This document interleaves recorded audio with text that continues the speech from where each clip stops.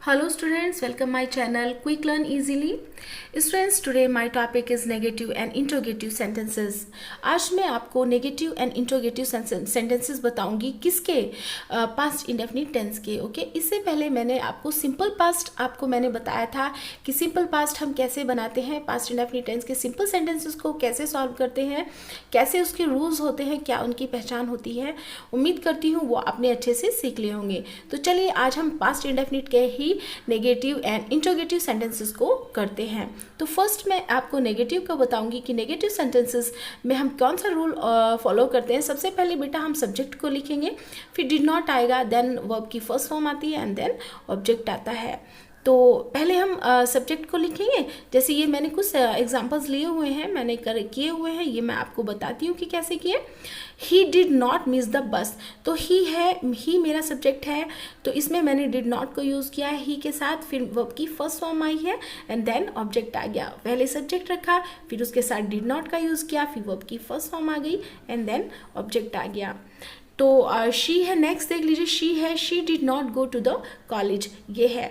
तो शी के साथ भी बेटा डिड नॉट आएगा, फिर गो वर्ब की फर्स्ट फॉर्म है, क्योंकि डिड नॉट के साथ मैंने बताया है कि वर्ब की फर्स्ट फॉर्म का यूज़ होगा. फिर टू द कॉलेज ऑब्जेक्ट आ जाएगा. ये भी ऐसे हुआ. अब नीचे देख लीजिए, नेहा. नेहा क्या है? एक नेमिंग वर्ड है. ओके ये नाउन है. कौन सा नाउन है? ये सिंगुलर नाउन है. तो इसमें भी बेटा हम डिड नॉट का ही यूज़ करेंगे. Neha did not keep fast yesterday. Neha ने नेहा ने कल व्रत नहीं रखा था. तो इसमें भी हम डिड नॉट का यूज़ करेंगे, चाहे वो सिंगुलर, ये देखिए सिंगुलर नाउन है, तो इसके साथ भी हम डिड नॉट का ही यूज़ करेंगे. और फिर उसके बाद वर्ब की फर्स्ट फॉर्म आ जाएगी एंड देन ऑब्जेक्ट आ जाएगा. वी के साथ भी बेटा डिड नॉट का ही यूज़ किया जाता है. We did not see the film last night.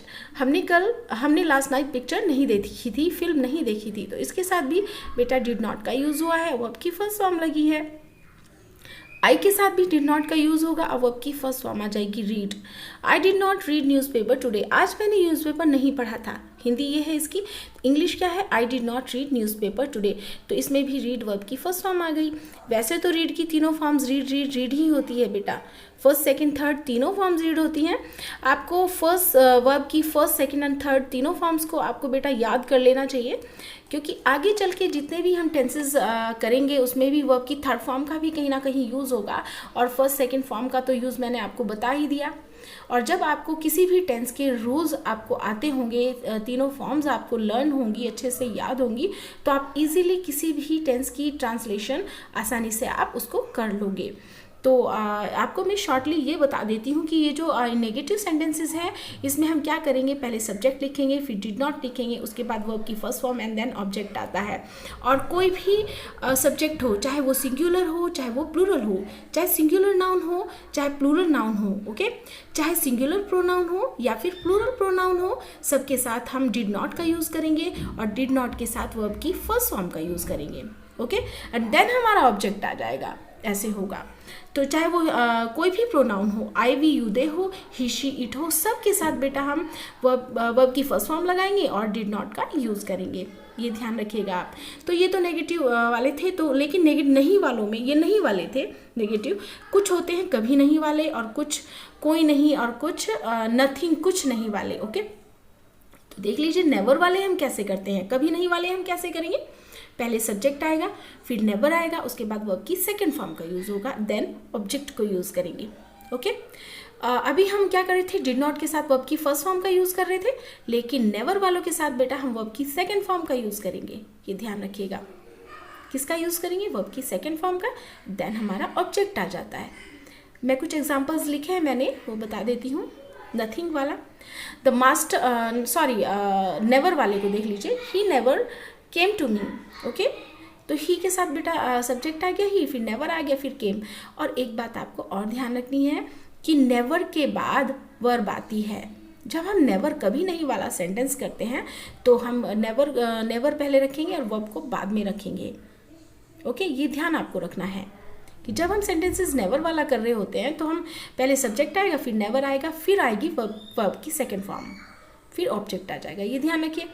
तो नेवर वाला तो ऐसे हो जाएगा, he never came to me. Next देख लीजिए, the sun never rose in the west. इसमें भी यही है कि सन कभी भी वेस्ट से नहीं निकलता। ओके, तो द सन नेवर, नेवर आ गया, उसके बाद रोज आई, राइज की सेकेंड फॉर्म आ गई है, इन द वेस्ट, ये ऑब्जेक्ट आ गया। द सन सब्जेक्ट हो गया, फिर नेवर आ गया, उसके बाद वर्ब आती है, फिर ऑब्जेक्ट आता है। The sun never rose in the west, ऐसे हो जाएगा।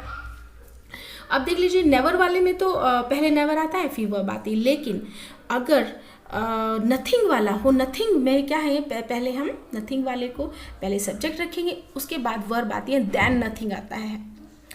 ओके, वर्ब के बाद में नथिंग आता है जब हम नथिंग वाला सेंटेंस करते हैं। The master said nothing, master ने कुछ नहीं कहा, मालिक ने कुछ नहीं कहा, तो द मास्टर सब्जेक्ट आ गया, फिर सेड आ गया, कहा, ये सेकंड फॉर्म है बेटा से की, सेड, फिर नथिंग, ऐसे हो जाएगा। और अब आते हैं नो वन वाला। नो वन वाला मीन्स कोई नहीं, नो वन वाले को हम कैसे करते हैं, अगर हमारा इस तरह कोई नहीं वाला कोई अगर सेंटेंस हो तो हम नो वन को सब्जेक्ट बना लेंगे। नो वन को हम सबसे पहले लिख देंगे, उसे सब्जेक्ट बना देंगे। No one went to Delhi on Sunday.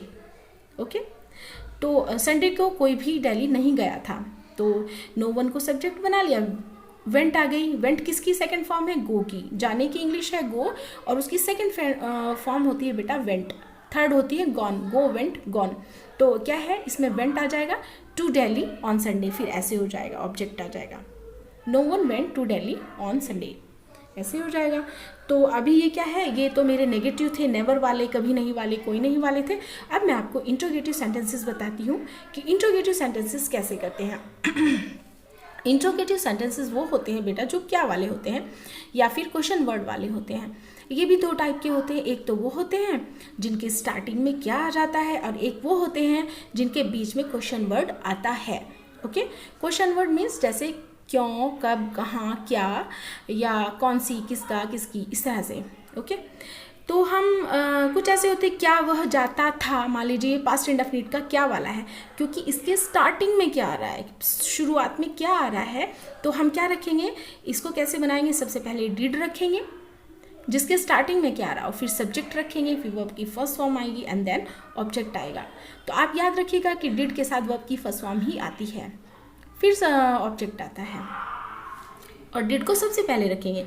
तो कुछ एग्जांपल्स मैंने इस क्या वाले के जो स्टार्टिंग में क्या आते हैं उसके लिखे हैं, कैसे, did the cat drink the milk. Okay, did the cat drink the milk, क्या बिल्ली दूध पीती थी, तो इसमें क्या है, डिड को सबसे पहले आ गया, तो फिर द कैट सब्जेक्ट हो गया, पहले डिड आ जाएगा क्या की इंग्लिश, फिर द कैट आ जाएगा सब्जेक्ट, फिर ड्रिंक आ जाएगा, ड्रिंक पीने की इंग्लिश आ जाएगी, फिर द मिल्क ऑब्जेक्ट आ जाएगा।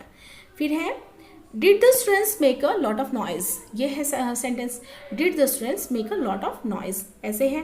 तो इसमें भी डिड को क्या स्टूडेंट्स शोर मचा रहे, क्या स्टूडेंट्स ने शोर मचाया था, तो स्टूडेंट्स कौन है, प्लूरल सेंटेंस है ये, लेकिन फिर भी क्या पहले आ रहा है, तो डिड को सबसे पहले लेंगे, did the students make a lot of noise, lot of noise, तो ये ऐसे हो गया। फिर क्या है, did he drop the catch, did he drop the catch, इसमें भी डिड सबसे पहले आएगा, फिर सब्जेक्ट आएगा, फिर ड्रॉप आएगा, फिर कैच आएगा। Did the students make a lot of noise, इसमें भी ऐसे ही हुआ, क्या सबसे पहले आ गया, फिर did he drop the catch, क्या उसने कैच ड्रॉप किया था, इसमें भी डिड को सबसे पहले रखेंगे, फिर ही आएगा सब्जेक्ट, फिर ड्रॉप द कैच, फिर did you call me yesterday, क्या तुमने मुझे कल बुलाया था, या क्या आपने मुझे कल बुलाया था, इसमें भी हम डिड को सबसे पहले ही रखेंगे, और यू आएगा बाद में, फिर कॉल मी ऑब्जेक्ट यस्टरडे आ जाएगा, ऐसे होगा। दे वालों में भी ऐसे होगा, क्या वाले मीन्स शॉर्टली समझ लीजिए कि जिसके स्टार्टिंग में क्या है उसके स्टार्टिंग में डिड को हम सबसे पहले रखेंगे, लेकिन बेटा कुछ होते हैं जिनके बीच में क्वेश्चन वर्ड आता है, वो कैसे करते हैं ये समझ लीजिए। तो बेटा जो इंट्रोगेटिव सेंटेंसेस होते हैं, इंट्रोगेटिव कौन से वाले, जिसमें क्वेश्चन वर्ड बीच में आ रहा होता है, जैसे where, what, who, when, how much या हाउ मैनी, तो इसमें भी इसका क्या करेंगे हम, इनकी इंग्लिश को हम सबसे पहले रखेंगे। जैसे कुछ एग्जांपल्स हैं मैंने लिखे हुए हैं, वो मैं आपको बता देती हूँ कि यहाँ where did he go every day, तो वह हर रोज़ कहाँ जाता था, तो ये हिंदी है, इंग्लिश ये है where did he go every day. इसमें हम कहाँ की इंग्लिश को सबसे पहले रखेंगे, where did he go every day, ऐसे हो जाएगा। पहले वेयर आएगा, फिर डिड आएगा, फिर सब्जेक्ट आएगा, फिर वर्ब की फर्स्ट फॉर्म आ जाएगी। डिड के साथ यहाँ भी वर्ब की फर्स्ट फॉर्म ही आ रही है। व्हाट अगर बीच में आता हो तो क्या अगर बीच में आ रहा हो तो व्हाट को सबसे पहले रखेंगे। What did you see on the way, आपने रास्ते में क्या देखा था, तो आपने रास्ते में क्या देखा था। देखिए इसमें क्या बीच में आ रहा है, तो हम क्या करेंगे, व्हाट की इंग्लिश को सबसे पहले रखेंगे, what did you see on the way, ऐसे हो जाएगा। फिर सब्जेक्ट आएगा, उसके बाद वर्ब की फर्स्ट फॉर्म आ जाएगी, देन ऑब्जेक्ट। हु वालों में भी, कौन वालों में भी हु की इंग्लिश को हम सबसे पहले रखेंगे, फिर डिड आएगा, फिर सब्जेक्ट आएगा। व्हेन, कब वाले में भी ऐसे ही होगा बेटा, हु वाला, who did you meet yesterday, आपसे कल कौन मिला था, कौन बीच में आ रहा है तो हु की इंग्लिश रखेंगे, फिर डिड आएगा, उसके बाद सब्जेक्ट आएगा, फिर बेटा वर्ब की फर्स्ट फॉर्म आ जाएगी एंड देन ऑब्जेक्ट। व्हेन वालों में भी कब की इंग्लिश अगर कहीं आ रही, हिंदी कहीं कब आ रहा हो तो व्हेन को सबसे पहले रखेंगे। व्हेन डिड आ जाएगा, उसके साथ भी फिर सब्जेक्ट आएगा, बिल्कुल सेम वही रूल होगा। हाउ मच, हाउ मच, अब देख लीजिए हाउ मच का मीनिंग होता है कितना, और हाउ मेनी का भी कितना होता है, कितना या कितने होते हैं।